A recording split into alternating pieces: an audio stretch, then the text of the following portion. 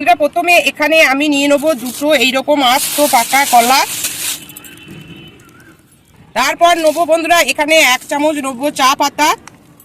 এখানে 1 থেকে 2 মুঠো নেবো ভার্মি কম্পোস্ট। আপনাদের হাতের কাছে যা থাকবে তাই নেবেন, সেখানে কিচেন কম্পোস্টই হোক, পাতা পচা সারই হোক বা গোবর সারও নিতে পারেন। তারপর এখানে নেবো 1 চামচ নেবো নিম খোল। তারপর বন্ধুরা এখানে আমার কাছে আছে অ্যালোভেরা পাতার এই জেলটা। এইটা অবশ্যই ছোট ছোট করে কেটে এর মধ্যে মিশিয়ে দিতে হবে।